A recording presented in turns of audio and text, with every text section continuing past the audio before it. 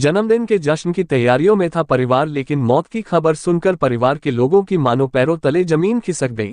राजपाक थाना इलाके के मंगोलपुरी में आपसी कहासुनी में हुई युवक की हत्या। करीब आधा दर्जन बदमाशों ने चाकू से वार कर युवक को उतारा मौत के घाट। पुलिस ने शव को पोस्टमार्टम के बाद परिजनों को सौंपा और मामले की तफ्तीश में जुटी। राजधानी दिल्ली में अपराध का ग्राफ थमने का नाम नहीं ले रहा है।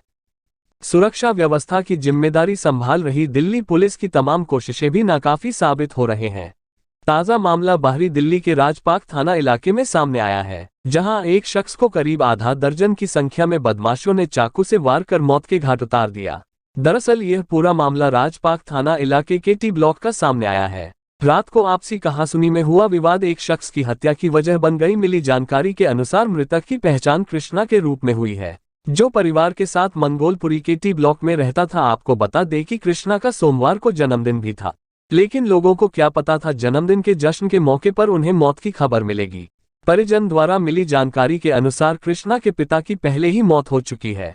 ऐसे में परिवार में मां के अलावा 2 भाई और 1 बहन है और कृष्णा सबसे बड़ा था। ऐसे में परिवार के पालन पोषण की जिम्मेदारी भी कृष्णा पर ही थी। पूरा परिवार कृष्णा के जन्मदिन के जश्न की तैयारियों में था, लेकिन अब वही परिवार गम के माहौल में है। कृष्णा के परिवार वाले अभी तक यह नहीं समझ पा रहे हैं कि कृष्णा उनके बीच में नहीं रहा। फिलहाल पुलिस ने कृष्णा के शव को पोस्टमार्टम के बाद उनके परिजनों को सौंप दिया है और मामले की तफ्तीश में जुट गई है। वहीं पुलिस सूत्रों की माने तो इस मामले में पुलिस ने कुछ लोगों को हिरासत में भी लिया है और उनसे पूछताछ की जा रही है।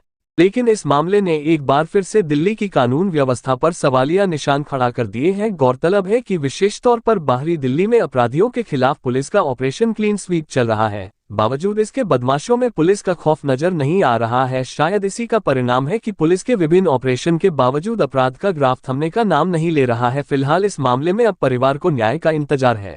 रात 11:30 बजे मुझ पर फ़ोन आई है मेरे पापा की कि मेरा जो भाई है उसको चाकू मार के सीने पे अस्पताल में भर्ती है। मेरे को ऐसी खबर मिली। मैं फटाफट अपनी मम्मी के साथ अस्पताल में आया देखने, और हम जब अस्पताल पहुंचे तो मौके पे ही बताया कि उसकी डेथ हो गई है। जब तक वो अस्पताल लाया गया उसकी डेथ हो गई थी। जो लड़के हैं बताया जा रहा है उनमें से मेन लड़का जिसका नाम संजीव है, जिसे संजू और हर्षू के नाम से जाना जाता है, उसके साथ प्रशांत, दीपक और अभिषेक ये लड़के थे जिन्होंने उसको चाकू मार के हत्या की है उसकी।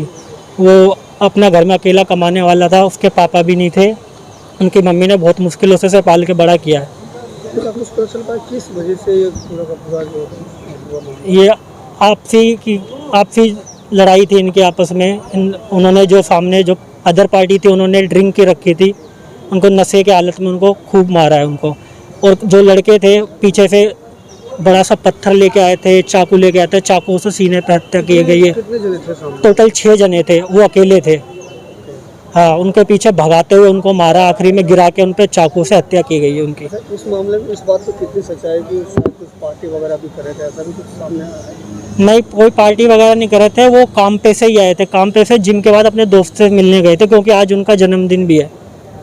हाँ, उसी में आपसी में उनकी बहस हुई, तू मैं हुई, वही लड़ाई इतनी बढ़ गई कि वो उनकी जान लेने पे उतारू हो गए।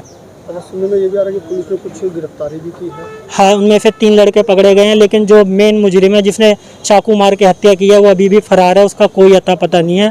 पुलिस वाले ढूंढ रहे हैं लेकिन उसका कोई अता पता नहीं है, अभी भी वो फरार है।